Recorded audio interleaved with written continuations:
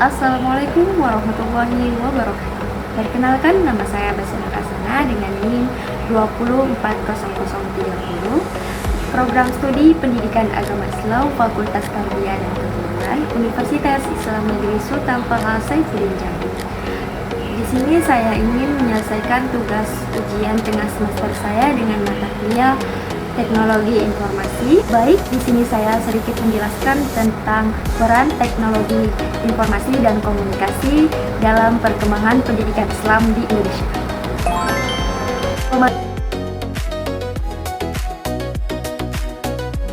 Pemanfaatan teknologi informasi dan komunikasi (TIK) bukan sekedar alat bantu administratif, melainkan instrumen strategis dalam menjaga marwah pendidikan Islam di era digital. Fokus utamanya adalah memperkuat pemahaman Islam wasatiyah, yaitu moderat, guna membentengi umat Islam dari pembedaan kelompok dan yang melampaui batas. Yang pertama itu menjaga modernisasi beragama wasatiyah di media sosial. Di tengah banjir informasi, lembaga pendidikan Islam berperan sebagai jangkar nilai moderat, yang mana TIK digunakan untuk menyebarkan prinsip tawasud, yang artinya tengah-tengah, tawasun seimbang, dan yang iktidal yaitu adil. Selanjutnya, amplifikasi narasi damai dengan menggunakan platform digital untuk menyuarakan bahwa Islam adalah rahmatan lil alamin. Selanjutnya, ruang dialog virtual, yang mana membuka forum diskusi yang inklusif untuk mencegah pemahaman tekstual yang kaku dan sempit. Yang kedua adalah kontrasi narasi radikalisme melalui konten kreatif. Lembaga pendidikan Islam kini bertransformasi menjadi pusat produksi konten yang tidak hanya mendidik tetapi juga menarik secara visual.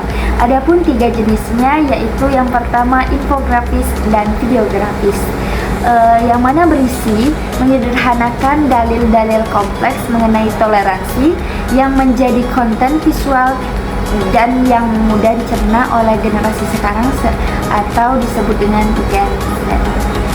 Yang kedua tuh podcast dakwah, yang mana isinya menghadirkan ulama yang kompeten dalam format audio populer untuk mengisi ruang publik dengan kajian yang menyejukkan. Dan yang ketiga itu melawan hoax, yang artinya kita itu secara aktif mengklarifikasi konten keagamaan yang dipotong atau framing untuk kepentingan provokasi atau adu domba. Yang ketiga, pengembangan etika digital seperti akhlakul karimah. Teknologi tanpa moralitas akan merusak. Oleh karena itu, kurikulum pendidikan Islam saat ini mengintegrasikan adab digital yang mana bersumber dari nilai-nilai akhlakul karimah. Adapun aspek digital atau implementasi nilai Islam, yang pertama itu tabayun dengan cara melakukan verifikasi sebelum menyebarkan informasi. Yang kedua yaitu lisan yang baik, yang mana kita berkomunikasi tanpa mencaci atau menghujat serta melakukan cyberbullying.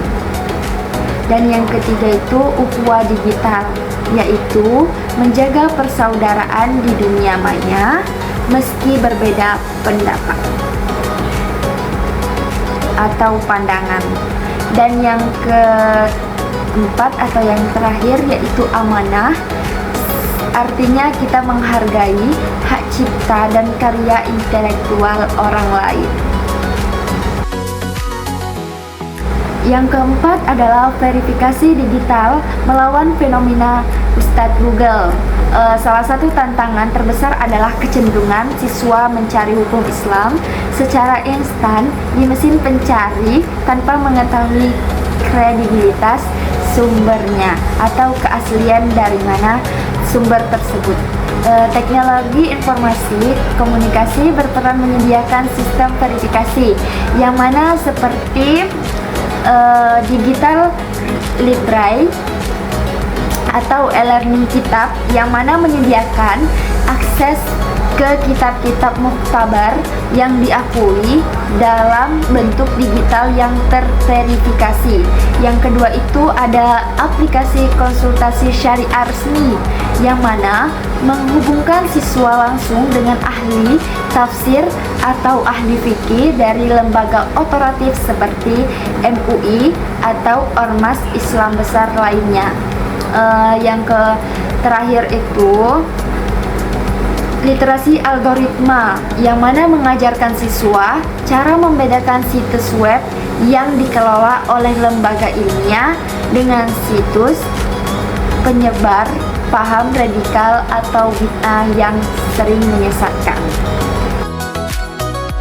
Kesimpulan dari materi yang saya bahas yaitu teknologi adalah pedang bermata dua. Dalam pendidikan Islam di Indonesia, teknologi informasi komunikasi diarahkan sebagai perisai untuk melindungi santri atau siswa dari paham ekstrem dan sebagai pedang untuk menebas kebodohan serta hoax. Dengan mengedepankan adab sebelum ilmu, dalam penggunaan teknologi, pendidikan Islam tetap relevan dan kokoh di era disrupsi. Demikian penjelasan saya. Saya akhiri dengan wabillahi taufiq wal hidayah. Wassalamualaikum warahmatullahi wabarakatuh.